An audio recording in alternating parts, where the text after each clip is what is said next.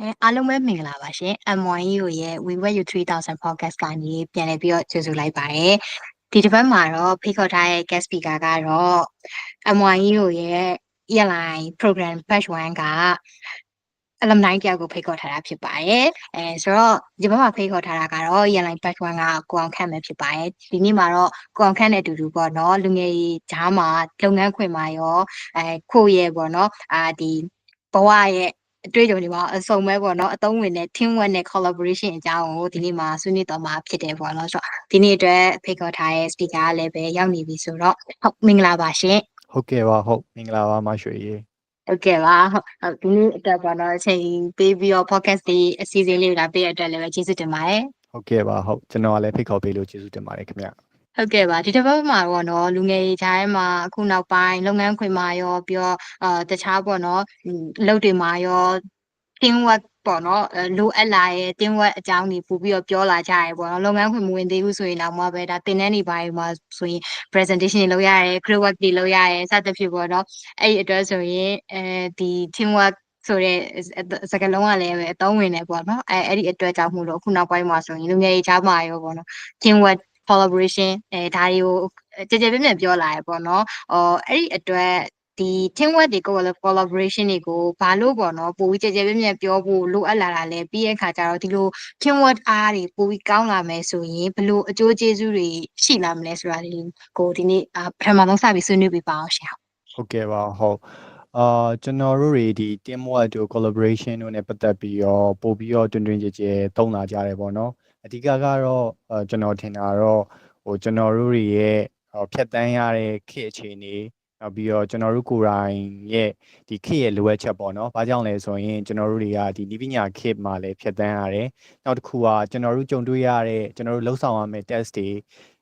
work load တွေကလည်းကျွန်တော်တို့တယောက်ချင်းစီလှုပ်ထားတဲ့စာရင်ပေါ့နော်အစုအဖွဲ့နဲ့ပူးပေါင်းဆောင်ရွက်ပြီးတော့လှုပ်တဲ့အခါမှာပို့ပြီးတော့မြင်မြန်ဆန်ဆန်နဲ့ effective ဖြစ်နဲ့လှုပ်ဆောင်နိုင်တယ်ပေါ့နော်ဒီလိုလှုပ်ဆောင်မှုဆိုရင်ကစောစောအရှိမပြောသွားတဲ့ teamwork တွေ collaboration တွေကပို့ပြီးတော့လိုအပ်လာတယ်နောက်ပြီးတော့ teamwork ဆိုတဲ့နေရာမှာလည်းကျွန်တော်တို့ဟုတ်အရင်ခေတ်ဒီနဲ့နှိုင်းယှဉ်မယ်ဆိုရင်အဲ့လို top down သွားတဲ့ဆိုင်အချင်းချင်းပူးပေါင်းဆောင်ရွက်ပြီးတော့ equal opportunity equal access နဲ့အချင်းချင်းပို့ပြီးတော့ဒီဖြည့်ရှင်းမှုပေါ့နော်လိုအပ်လာတဲ့အခါကျတော့ဒါတွေကိုပို့ပြီးတော့လူငယ်တွေကြားမှာပေါ့နော်ကျွန်တော်တို့အသုံးပြုလာတယ်လို့ကျွန်တော်ကတော့ personally ထင်ပါတယ်နောက်တစ်ခုကဒီ teamwork တို့ collaboration တို့အားကောင်းတဲ့အခါမှာဘယ်လိုမျိုးအကျိုးကျေးဇူးရလဲဆိုရင်ကျွန်တော်တို့က teamwork လို့ပြောတဲ့အခါမှာကျွန်တော်မြင်တာပေါ့နော်ကျွန်တော်တို့ကနှစ်ခုခွဲပြီးတော့မြင်ရမယ်ထင်တယ်ပထမ teamwork မျိုးစားကကြတော့ကျွန်တော်တို့ passion ကြောင်းတော့၎င်းကျွန်တော်တို့ရဲ့ interest ကြောင်းတော့၎င်းပေါ့နော်ဒီ team တစ်ခုဖြစ်ပေါ်လာတယ်အဲ့ဒီခါမှာပူးပေါင်းဆောင်ရွက်ပြီးတော့လုပ်ကိုင်တဲ့အမျိုးအစားပေါ့နော်နောက်တစ်ခုကကြတော့ကျွန်တော်တို့အဲ့လိုမျိုး passion နဲ့ interest တွေကြောင်းတော့မဟုတ်ဘူးကျွန်တော်တို့လုပ်ငန်းဝင်တဲ့အခါမှာပဲဖြစ်ဖြစ်ကျွန်တော်တို့ program တစ်ခုတွေ join တဲ့အခါမှာပဲဖြစ်ဖြစ်အဲ့ခါကျရင်ကျွန်တော်တို့ force to be together ပေါ့နော်ဒီလူတွေနဲ့တော့အတူတူဒီ test တစ်ခုကိုဖြည့်ရှင်းရမယ်ဒါမှမဟုတ်ရင်ဒီ activity တစ်ခုကိုလုပ်ရမယ်စသဖြင့်အဲ့လိုမျိုးforce ပေးခံထားရတဲ့အခြေအနေပေါ့နော်အဲ့ကနေဖြစ်ပေါ်လာတဲ့ team တစ်ခုပေါ့ဆိုတော့ဒီပထမမျိုးစားမှာပါတဲ့ coming together ပဲဖြစ်ဖြစ်ဒုတိယမျိုးစားမှာပါတဲ့ force to be together ပဲဖြစ်ဖြစ်ဘယ်လိုမျိုး teamwork မှာပဲဖြစ်ဖြစ်ပေါ့နော်ကျွန်တော်တို့ကအကျိုးကျေးဇူးတွေရဖို့ဆိုရင်ကကြတော့ဒီအချင်းချင်းကြားမှာပေါ့နော်ပထမဒီ coming together team အမျိုးအစားမှာဆိုရင်ကြတော့သူ့ရဲ့အကျိုးကျေးဇူးတွေကတော့ပို့ပြီးတော့များတယ်။ဘာကြောင့်လဲဆိုရင်အစတွေကဒီမှန်းချက်တွေတူကြတယ် passion တွေတူကြတဲ့အခါကျတော့အချင်းချင်းနားလည်မှုကပိုရှိတဲ့အခါကျတော့အကျိုးကျေးဇူးပိုများတယ်ပေါ့နော်။တစ်ဖက်မှာလည်း force ပေးခံရတယ်။အဲ့ဒီခါမျိုးမှာဆိုရင်တော့ကျွန်တော်တို့ကအချင်းချင်းပူပေါင်းဆောင်ရွက်မှုအတွက်ပေါ့နော်အချင်းချင်းနားလည်မှုရှိဖို့အချင်းချင်းသဟဇာတရှိဖို့ဒီလိုလုံးမှာပဲကျွန်တော်တို့ရဲ့ဒီ efficient ပေါ့နော် efficiency ကပို့ပြီးတော့ကောင်းမှဖြစ်တဲ့အတွက်ကြောင့်မလို့အဲ့လိုလုံးမှာပဲကြိုးကျေးဇူးတွေပို့ပြီးတော့များမယ်လို့တော့ကျွန်တော်ကတော့ထင်ပါတယ်ဗျဟုတ်ကဲ့ပါဟုတ် teamwork မှာဆိုရင်လည်းပဲအကျိုးကျေးဇူးတွေကအများကြီးရှိရပေါ့နော်တော်တော်များများလည်းပဲဒါခုနောက်ပိုင်းမှာ teamwork နဲ့အလုပ်လုပ်တယ်ဆိုတဲ့ culture ကလည်းပဲအရန်ကိုကျေပြန့်လာတယ်လူငယ်တိုင်းဒီပါ teamwork ဆိုတဲ့အနေနဲ့ရောလည်းပဲမစိမ့်ဘူးပေါ့နော်နောက်တစ်ခုကလေ team ထဲမှာဆိုရင်conflict တွေဖြစ်ကြရပေါ့နော်သူတယောက်နဲ့တယောက်ခွင့်မှာ conflict တွေဖြစ်တယ်ဒီ project တွေ group project တွေလုပ်ရတဲ့အခါမှာမျိုး conflict တွေကတော့ဒါလူတိုင်း ကြုံတွေ့ဖူးခဲ့ကြရပေါ့နော်အဲ့လို conflict ကြီးမဟုတ်ချင်တော့မှပဲအချင်းချင်းကြားထဲမှာ conflict တွေကြုံခဲ့ရပူတာရှိရပေါ့နော်အဲ့လိုမျိုးဖြစ်လေဖြစ်တာရှိရဲconflict လေးတွေရောဘယ်လိုမျိုး conflict ပုံစံမျိုးတွေဖြစ်မလဲပြီးရဲ့ခါကျတော့ပေါ့နော်ကောင်းခန်းအနေနဲ့ဆိုရင်ရောဘယ်လိုမျိုး conflict လေးတွေကိုဘယ်လိုမျိုးကြုံခဲ့ရလဲပေါ့နော်အဲ့ဒါလေးနဲ့ပတ်သက်ပြီးတော့လည်းပြောပြပေးပါဦးဟုတ်ကျွန်တော်အနေနဲ့ကကြတော့ဒီ team work ထဲမှာ conflict ကတော့ဟုတ်တယ်ကျွန်တော်တို့ဟိုဘယ်လိုပြောရမလဲတခုခုလုပ်ငန်းလုပ်တဲ့အခါမှာကိုတယောက်တည်းလုပ်တဲ့လုပ်ငန်းမှာဆိုရင်လေကို့မှာလည်းဒါအားနည်းချက်တော့ရှိရဲဆော့ဆော့ပြောရဲ team work နဲ့လုပ်တဲ့အခါမှာရှေ့မှာပြောသွားရအားသာချက်တွေရှိရဲတစ်ဖက်မှာလည်း team work နဲ့ဖြစ်တဲ့အတွက်ကြောင့်မလို့တယောက်ထက်ပို့ပြီးတော့ဟိုမှာ2ယောက်လည်းဖြစ်လိမ့်မယ်3ယောက်လည်းဖြစ်လိမ့်မယ် maybe ပို့ပြီးတော့ကြီးရဲmember တွေပါတဲ့ team တစ်ခုလည်းဖြစ်လိမ့်မယ်ပေါ့နော်ဆိုတော့အဲ့ဒီခါကျတော့ကျွန်တော်တို့ဘယ်လောက်ပဲညီမှန်းချက်တွေတူဟိုစိတ်ဝင်စားမှုတွေတူပေါ့နော်ဒီကြားထဲမှာကျွန်တော်တို့တယောက်နဲ့တယောက်သဘောထားမတိုက်ဆိုင်တဲ့အခါမျိုးတွေကြုံတာရှိရယ်ဘယ်လိုအခြေအနေမျိုးလဲဆိုတော့ကျွန်တော်တို့ဆိုရင်ဥပမာဒီ test တစ်ခုလုပ်မယ်ပေါ့နော်လုပ်တဲ့အခါမှာကျွန်တော်ကတော့ဒီလိုမျိုး solution တစ်ခုနဲ့ဖြည့်ရှင်းလိုက်တာကပို့ပြီးတော့ effective ဖြစ်မယ်လို့ထင်တယ်ဒါပေမဲ့ team နဲ့မှာပါတဲ့တခြားတယောက်ကကြတော့ဟိုတခြား perspective တစ်ခုကနေသူကချင်းကက်တယ်ပေါ့နော်အဲ့ခါမျိုးမှာဆိုရင်ကိုကဟုတ်ပြီတယောက်နဲ့တယောက်ကကျွန်တော်တို့လားရတူးနေရဆိုရင်တော့ conflict ကဖြစ်ဖို့ percentage ကနေဒါပေမဲ့အဲ့လိုမတူညီတဲ့ perspective နှစ်ခုကလားရက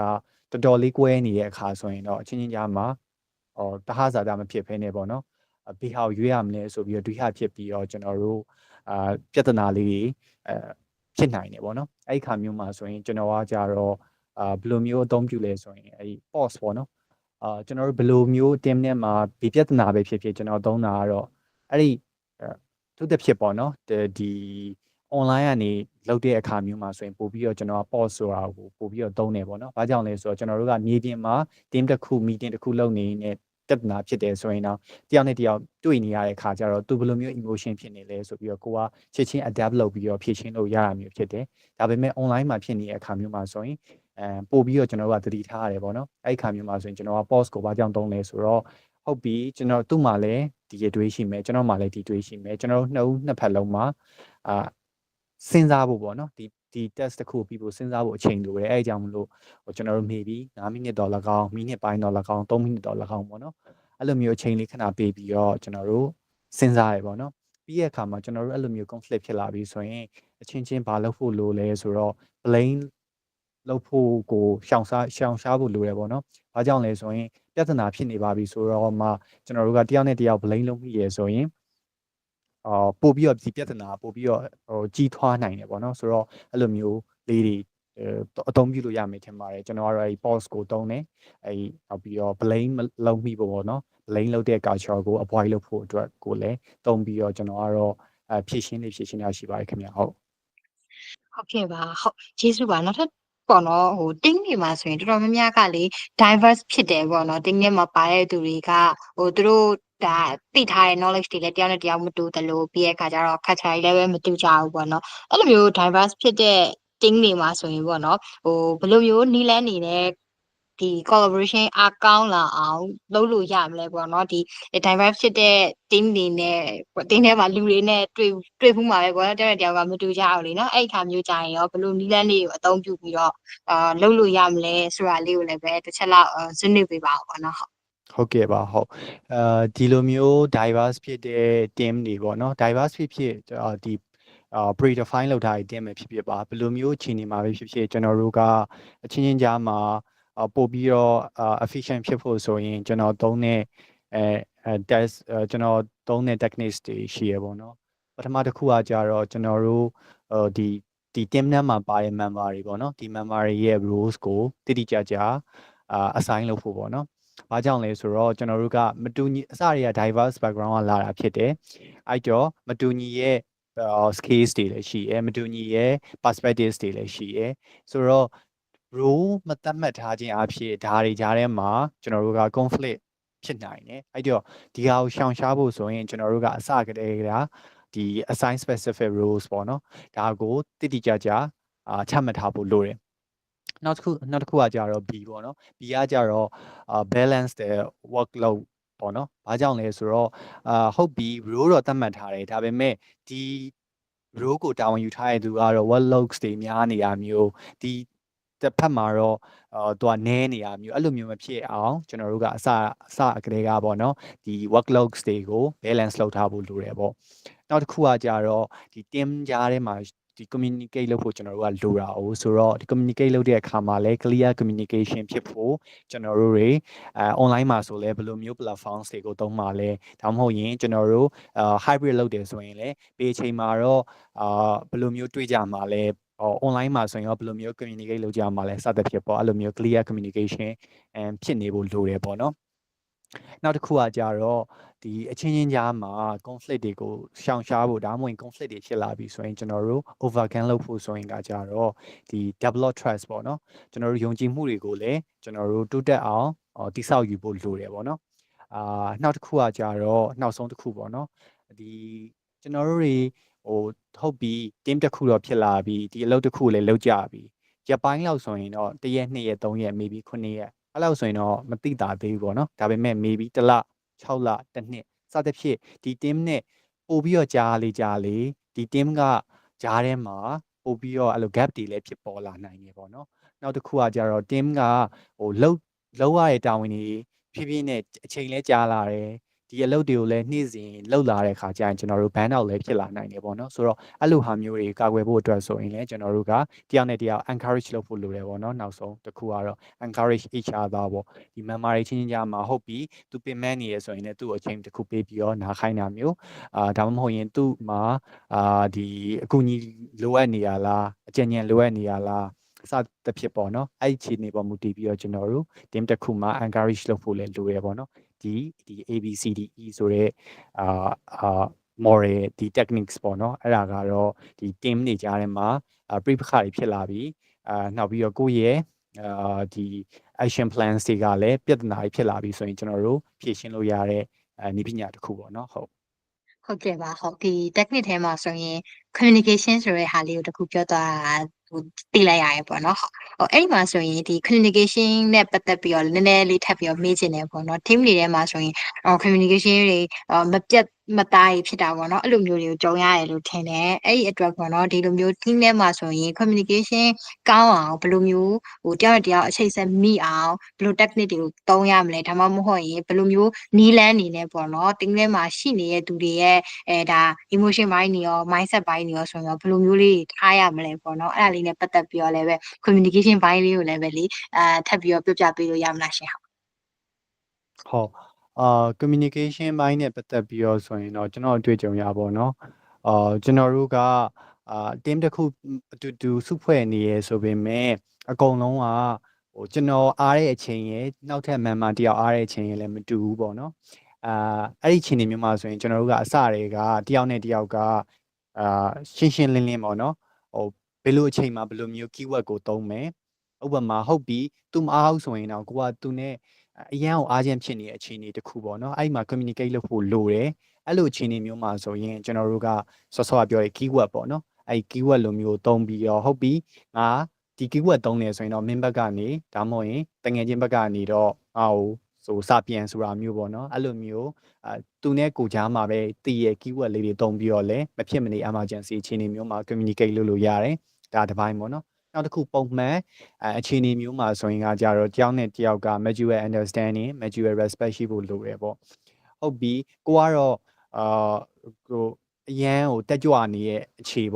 အနေပေါ့နော်ဒီလိုမျိုး working hours ဆဲမှာဒါပေမဲ့တစ်ဖက်တငယ်ချင်းကကြတော့သူ့မှာအကြောင်းမျိုးကြောင့်တက်ကြွမနေနိုင်ဘူးသူတခြားအာယုန်တွေများနေတဲ့အခြေအနေမျိုးမှာကိုကကိုဘက်ကိုပဲကြည့်ပြီးတော့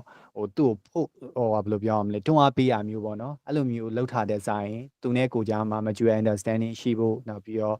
mutual respect ရှိဖို့ပေါ့နော်အဲ့လိုလှုပ်ထားကလည်းပုံမှန် communication လုပ်တဲ့အခါမျိုးမှာပို့ပြီးတော့လွယ်ကူစေရလို့ထင်တယ်ရှေ့မှာပြောသွားတဲ့ emergency အခြေအနေမျိုးမှာဆိုရင်တော့ keywords ကိုသုံးပြီးတော့ communicate လုပ်ရတာကနှစ်ဖက်လုံးအတွက်အဆင်ပြေနိုင်မယ်ထင်ပါတယ်ဟုတ်ကဲ့ပါဟုတ်ဒါကတော့ communication ဘိုင်းမှာပေါ့နော်ပို့ပြီးတော့အားကောင်းလာမယ်လို့ထင်တယ်ဒီလိုမျိုးနီလန်လေးတွေကိုတုံးလိုက်တာအခုဆိုရင်လည်းပဲဒီ time zone တူတာတွေကလည်းပဲတော်တော်များများ think တွေထဲမှာဖြစ်ကြရပေါ့နော်ဒါ online ကို base လုပ်ပြီးတော့အလုပ်တွေအများကြီးလုပ်လာတဲ့အချိန်မှာလူတွေမတူညီသေးတွေအရန်ပေါ့နော်တယောက်တယောက်မတူညီတွေပို့ပြီးတော့များလာတယ်လို့ခံစားရပေါ့နော်အဲ့ဒီအတွက် communication ဒီလိုမျိုး တေချာလေးသတ်မှတ်ထားတာလည်းပဲပို့ပြီးတော့ကောင်းမယ်လို့ထင်တယ်ပေါ့နော်ဟုတ်အကြံပေးပြရတယ်ကျေးဇူးတင်ပါတယ်ဟုတ်နောက်တစ်ခုကကျတော့ပေါ့နော်ဒီယုံကြည်မှုတွေပေါ့နော်ဒီနေ့မှာဆိုရင်တယောက်နဲ့တယောက်ကယုံကြည်ဖို့အရေးကြီးရပေါ့ဒီယုံကြည်မှုတွေမရှိဘူးဆိုရင် team work အားလည်းကောင်းမလာဘူးလို့ထင်တယ်ပေါ့နော်အဲ့ဒီအတွက်ဒီ team နဲ့ရသူတွေတယောက်နဲ့တယောက်ပေါ့နော်ယုံကြည်မှုတွေရှိအောင်ယုံကြည်မှုတွေတိဆောက်ဖို့ဆိုရင်ရောဘယ်လိုမျိုးတိဆောက်လို့ရမလဲဒီလိုမျိုးယုံကြည်မှုတိဆောက်တဲ့နေရာမှာရောဘယ်လိုမျိုးနီးလန်းလေးတွေကိုသုံးလို့ရမလဲပေါ့နော်အဲ့ဒါလေးလည်းပဲဆက်ပြီးတော့ဆွေးနွေးပြပါအောင်ဟုတ်ကဲ့ဟုတ်တကယ်ကယုံကြည်မှုလို့ပြောတဲ့အခါမှာတကယ်လဲယုံကြည်မှုတည်ဆောက်ရတာခက်တယ်ပေါ့နော်ကျွန်တော်ထင်တာတော့ယုံကြည်မှုတည်ဆောက်ဖို့ခက်တာတဲ့ယုံကြည်မှုအဲ့တည်ဆောက်ထားတဲ့ယုံကြည်မှုတစ်ခုကိုဆက်ပြီးတော့တည်တန်းအောင်လုပ်ထားပို့ပြီးတော့ခက်တယ်လို့ထင်တယ်team တစ်ခုဖြစ်လာတဲ့အခါမျိုးမှာဟုတ်ပြီကိုက team တစ်ခုဖြစ်ပြီဆိုတော့လူတိုင်းရဗျာဒီ team မှာပါတဲ့လူတွေကဒါ aware ဖြစ်တယ်ပေါ့နော်ငါတို့အချင်းချင်းတယောက်နဲ့တယောက်တော့ယုံကြည်ရမယ်ဆိုတော့ aware ကိုတော့ awareness တော့ရှိကြတယ်ပေါ့နော်တစ်ချိန်တည်းမှာပဲအဲ့လို awareness ရှိပေမဲ့ဒီယုံကြည်ထားတဲ့ယုံကြည်မှုတစ်ခုကိုတည်တံ့အောင်ဆက်ပြီးတော့လုပ်ဖို့ပိုင်းမှာဆိုရင်တော့ကျွန်တော်တို့တော်တော်လေးအားစိုက်ထုတ်ရတယ်လို့ကျွန်တော်အတွေ့အကြုံရထင်တယ်ပေါ့နော်ဘာကြောင့်လဲဆိုတော့ကျွန်တော်တို့တွေဒီအချင်းချင်းကြားမှာပေါ့နော်ပြိပခလေးတစ်ခုခုဖြစ်ပြီးဆိုရင်တော့အဲ့ယုံကြည်မှုကတိဆောက်ထားတဲ့ယုံကြည်မှုကပြည့်ပြည့်သွားနိုင်တယ်ပေါ့နော်အဲ့ဒီခါမျိုးမှာဘယ်လိုမျိုးကျွန်တော်တို့တည်တံ့အောင်ဆက်လုပ်လို့ရမလဲဆိုတဲ့အခါမှာကျွန်တော်အတွေ့အကြုံရဆိုရင်တော့ဒီကယူသားမှုရှိဖို့ရယ်နောက်တစ်ခုကကိုဒီပြဿနာကိုဖြေရှင်းပြီးရဲ့အခါမျိုးမှာ commitment တစ်ခုခုရှိဖို့ပေါ့နော်ပထမတစ်ခုယူသားမှုရှိဖို့ဘာကြောင့်လို့လဲဆိုတော့လူတိုင်းက team တစ်ခုလုပ်တဲ့အခါမျိုးမှာလူတိုင်းကအမှားမကင်းဘူးပေါ့နော်နောက်ပြီးတော့ပြဿနာတစ်ခုဖြစ်တယ်ဆိုတာကလည်းကျွန်တော်အနေနဲ့ဆိုရင်တော့ဒါ neutral ဖြစ်တယ်လို့ကျွန်တော်ထင်တယ်ပေါ့နော်အဲ့ဒီခါမျိုးမှာဆိုရင်ဟုတ်ပြီကိုကတော့အမှားလုံးမိရယ်ဒါမှမဟုတ်ရင်ကိုကတော့တစ်ခုခုပြက်ကွက်သွားတယ်အဲ့လိုအပိုင်းမျိုးမှာဆိုရင်ကျွန်တော်တို့ကအချင်းချင်းနားလည်မှုတွေအချင်းချင်းယုံကြည်မှုတွေပြက်ပြဲမသွားအောင်ဆိုရင်ကိုမှားတဲ့အမှားကိုကိုကဝန်ခံရမယ်နောက်တစ်ခုကိုကဒါကိုဘာကြောင့်လုပ်တယ်ဆိုတဲ့ဟာကိုလည်းရိုးရိုးသားသားနဲ့ကိုအချင်းချင်းတင်းမှတ်မှာ stage မှာပေါ့နော်ကိုက express လုပ်ဖို့လိုတယ်ပေါ့နော်ဒါကတော့ယူသားမှုရှိရမယ်အပိုင်းပေါ့နော်ဟုတ်ပြီဒီလိုမျိုးယူသားမှုရှိရဒီလိုမျိုးဝန်ခံပြီးသွားပြီဆိုတဲ့အပိုင်းမှာလည်းနောက်သက်တစ်ဆင့်ကပါလဲဆိုတော့ကိုကဒီအမားမျိုးထပ်ပြီးတော့မလုံးမိအောင် commitment ရှိဖို့လိုရပေါ့နော်ဟုတ်ကိုကတော့ယူသားပါတယ်ဆိုတော့တခုကိုပဲကင်ဆွဲပြီးတော့ခဏခဏဒီလိုမျိုးပဲတူညီရဲ့အမားတွေပဲဆက်လုပ်နေရတူညီရဲ့အပြုတ်မှုတွေပဲဆက်လုပ်နေရဆိုရင်လည်းဒါမဖြစ်သေးဘူးလေနော်ဆိုတော့ရှေ့မှာယူသားတဲ့အဆင့်ပြီးရဲ့အချိန်မှာကိုကဒါကိုထပ်ပြီးတော့ပြုပြင်ပြောင်းလဲဖို့အတွက်လည်း commitment ရှိမှာပဲအချင်းချင်းကြားမှာကျွန်တော်တို့ယုံကြည်မှုတွေကဆက်လက်ပြီးတော့တည်တံ့နိုင်မှာပေါ့နော်ဟုတ်ကဲ့ပါဒါကတော့ပေါ့နော်ယုံကြည်မှုတိဆောက်တဲ့နေရာမှာဆိုရင်လည်းပဲအများကြီးခက်ခဲတယ်ခုနကပြောသလိုပဲပေါ့နော်ယုံကြည်မှုကိုဆက်ပြီးတော့ပို့ပြီးတိတက်ခံမြင်လို့ဖို့ဆိုတာကအရေးကြီးတယ်လို့ပြောလို့ရရပေါ့နော်ဆိုတော့ဒါကတော့ယုံကြည်မှုတိဆောက်တဲ့အပိုင်းနဲ့ပတ်သက်ပြီးတော့ပြောခဲ့တာပေါ့နော်နောက်တစ်ခုထပ်ပြီးတော့နေသိကျင်တာရှိရပေါ့နော်ဒီ team တွေထဲမှာဆိုရင်ကျွန်တော်တယောက်ကလေအထင်လွဲသွားတာတွေပေါ့နော်အထင်လွဲသွားပေါ့နော်တကယ်တော့မဟုတ်ဘူးပေါ့နော်အဲ့လိုမျိုးလေးတွေလည်းဖြစ်လေဖြစ်တာရှိရပေါ့နော်အဲ့လိုမျိုးဖြစ်တဲ့အခါမျိုးဆိုရင်ရောဘယ်လိုမျိုးပြန်ပြီးတော့ယုံကြည်မှုကိုပြန်ယူလို့ရမလဲပြန်ပြီးတော့တိဆောက်လို့ရမလဲတင်းထဲမှာပေါ့နော်ပြန်ပြီးတော့အရင်လိုပုံစံမျိုးလေးပြန်ဖြစ်သွားအောင်ဆိုရင်ဘယ်လိုမျိုးတွေစူးစမ်းလို့ရမလဲပေါ့နော်အဲ့ဒါလေးနဲ့ပတ်သက်ပြီးတော့လည်းပဲဒါအတွေ့အကြုံလေးရှိခဲ့ရင်ရောဒါမှမဟုတ်ပေါ့နော်ကိုမဟုတ်ရင်တော့တခြားနေရာမှာတွေ့ကြုံသူများတွေ့ကြုံရတဲ့ဟာလေးတွေဆိုရင်ရောပေါ့နော်အဲ့အရာတွေနဲ့ပတ်သက်ပြီးတော့ရောဘယ်လိုမျိုးပြန်ပြီးတော့တိဆောက်ကြမလဲဆိုတဲ့ဟာလေးကိုလည်းပြောပြပေးပါဟုတ်အဲ့ဒီခါမျိုးမှာဆိုရင်တော့တွေးရမှာတခုတော့ရှိရပါတော့ကျွန်တော်တွေ့ကြုံရတော့ဟုတ်ပြီသူနဲ့ကိုကြားမှာယုံကြည်မှုပျက်စီးသွားတယ်ပေါ့နော်အဲ့ဒီခါမျိုးမှာဒီလူနဲ့ကိုနဲ့ထပ်ပြီးတော့လောက်ရမယ်သွားရမယ်လမ်းကြောင်းရှိသေးလားပေါ့နော်အဲ့ဒါကိုတွေးဖို့လိုမယ်လို့ထင်တယ်ပေါ့ဘာကြောင့်လဲဆိုတော့ယုံကြည်မှုပြတ်သွားပြီဆိုတော့ကျွန်တော်တို့တွေကပထမတစ်ခါလောက်ပြတ်တယ်ဆိုရင်တော့တော်သေးရပေါ့နော်ထပ်ပြီးတော့အဲ့လိုပြတ်တဲ့အခါမျိုးမှာတယောက်နဲ့တယောက်အဲ့လိုစိတ်ကုံနေဆိုတဲ့အခြေအနေလို့တော့မပြောချင်ပေမဲ့အဲ့လိုမျိုး similar ဖြစ်တဲ့အခြေအနေမျိုးကိုကြုံမှုရပေါ့နော်အဲ့ခါမျိုးမှာကျွန်တော်လှုပ်ထားတော့ဟုတ်ပြီကျွန်တော်စဉ်းစားလိုက်တယ်ဒီလူနဲ့ဒီတငယ်ချင်းနဲ့ဒီ team mate နဲ့ပေါ့နော်ကိုကရှေ့ဆက်ပြီးတော့လှုပ်ဖို့လုပ်ငန်းတွေရှိသေးလားဒါမှမဟုတ်ရင်ရှေ့ဆက်ပြီးတော့ သူကလည်းကိုယ်လိုအပ်သေးလားကိုကလည်းသူ့ကိုလိုအပ်သေးလားပေါ့နော်ဒါကတော့ relationship ဘက်ကိုတော့ရောက်တယ်ဆိုပေမဲ့ဒီ team ထဲမှာဆိုရင်လည်းဒါကိုတွေးဖို့လိုတယ်ပေါ့နော်သူနဲ့ကိုကြားမှာရှေ့ဆက်ပြီးတော့လောက်ရမယ့်ကိစ္စတွေရှိရဆိုရင်တော့သူဒါမှမဟုတ်ရင်ကိုကတော့ရှေ့သဆင့်တိုးဖို့လိုတယ်ပေါ့နော်တိုးပြီးတော့ကိုဘက်ကနေပဲစပြီးတော့သူ့ကို negotiate လုပ်မလားသူ့ဘက်ကနေပဲစပြီးတော့ကိုကို negotiate လုပ်မလားပေါ့နော်အဲ့လိုခြေနေမျိုးကိုတစ်ဖက်ကတော့တက်လှမ်းဖို့လိုတယ်ပေါ့နော်ဒီလိုလုံးမှပဲကိုတွေကရှေ့ဆက်ပြီးတော့အဆင်ပြေမှာလေအဲ့လိုမဟုတ်ဘဲနဲ့သူနဲ့ကိုနဲ့ကတော့ရှေ့ဆက်ပြီးတော့ဘာမှလည်းလှုပ်ရှားမလို့တော့ဘူးကိုရီးရဲ့တာဝန်တွေကလည်းသူ့ကိုလည်းကိုမလိုအပ်တော့ဘူးကိုကိုလည်းသူမလိုအပ်တော့ဘူးဆိုတော့အခြေအနေမျိုးပေါ့နော်အဲ့လိုကို team ထဲမှာလည်းအဲ့လိုဖြစ်လာပြီဆိုရင်တော့အများကြီးမကြိုးစားလဲရတယ်လို့ပဲပြောရမှာပေါ့နော်အဲ့လိုမဟုတ်ဘဲနဲ့လိုအပ်နေသေးရဆိုရင်တော့သူဒါမှမဟုတ်ရင်ကိုကတော့ဒီ negotiation ဆင့်ကိုတွားပြီးတော့ရှေ့ဆက်ပြီးတော့ပေါ့နော်တယောက်နဲ့တယောက်ဘယ်လိုမျိုးပို့ပြီးတော့ကောင်းအောင် communication gap ဖြစ်သွားတာလားဒါမှမဟုတ်ရင်ဒီတခြားဘိုင်းမှာပြဿနာရှိသွားတာလားအဲ့ပြဿနာကိုရှာပြီးတော့ပဲရှေ့ဆက်ပြီးတော့ပို့ပြီးတော့ကောင်းမွန်တဲ့ဆက်ဆံရေးဖြစ်အောင်တည်ဆောက်ယူရမယ်လို့တော့ထင်ပါတယ်ဟုတ်ကဲ့ပါဟုတ်ဒါလည်းပဲ negotiation ကလည်းပဲတကယ်လိုအပ်တဲ့ skill တစ်ခုဖြစ်တယ်ပေါ့နော်အခုနောက်ပိုင်းမှာဆိုရင် တရားမျိုးတွေညှိနှိုင်းပြီးတော့တွားရတဲ့အပိုင်းတွေကလည်းပဲအများကြီးရှိရဆိုတဲ့အခါကျတော့လေဟုတ်မိကုံးလေးတွေကိုလည်းပဲပေါ့နော်တေချာလေးပြန်ပြီးတော့ဆွေးနွေးပြီးတော့ပြပေးရကျေးဇူးတင်ပါတယ်နောက်ဆုံးအနေနဲ့ကတော့ပေါ့နော်ဒီ teamwork နဲ့ collaboration နဲ့ပတ်သက်ပြီးတော့ပေါ့နော်အခုတုံးတွေ့နေရတဲ့ဒီလူငယ်တွေမှာဆိုရင်ပေါ့နော်ဒီလိုမျိုး teamwork ထဲမှာတုံးတွေ့နေရတဲ့အခက်အခဲတွေ level ရှိကောင်းရှိနိုင်တယ်ပြီးတဲ့အခါကျတော့တချို့ပေါ့နော်လူငယ်တွေပြန်ပြီးကြားရတာပါရှိတယ်ဆိုရင် teamwork နဲ့အလုံးမလုပ်တတ်ဘူးဆိုတဲ့ဟာမျိုးလေးတွေလည်းပဲပြန်ပြီးတော့ကြားရတာမျိုးတွေရှိရပေါ့နော်အဲ့လိုမျိုးအပိုင်းမှာဆိုရင်ရောဘယ်လိုမျိုးလေးစူးစမ်းလို့ရမလဲဒီ teamwork ကိုယ်တိုင်ကိုတင်းထဲမှာပါဝင်ခြင်းစိတ်ရှိအောင်ဘယ်လိုမျိုးတွေကဒါလုပ်ယူလို့ရလဲဒါမှမဟုတ်လုပ်ယူလို့ပဲမရတော့ဘူးလားပေါ့နော်အဲ့ဒါလေးနဲ့ပတ်သက်ပြီးတော့လည်းပဲပြပေးပါအောင်ပြီးတဲ့အခါကျတော့ဒီ teamwork ထဲမှာကိုကလည်းပဲတခြားသူတွေကိုစိတ်နှောက်ယှက်မဖြစ်အောင်ပေါ့နော်ကိုကြောင့်မဖြစ်အောင်ပြီးတဲ့အခါကျတော့ဘယ်လိုမျိုးလေးတွေteamwork ထဲမှာmutual respect ရှိနဲ့နေရမလဲဆိုတဲ့ဟာလေးလည်းပဲခြုံငုံပြီးတော့ပြပေးပါအောင်ဟုတ်ကဲ့ဟုတ်ကျွန်တော်ကတော့ teamwork နဲ့ပတ်သက်ပြီးတော့လောက်ရတာအားတန်နေပေါ့နော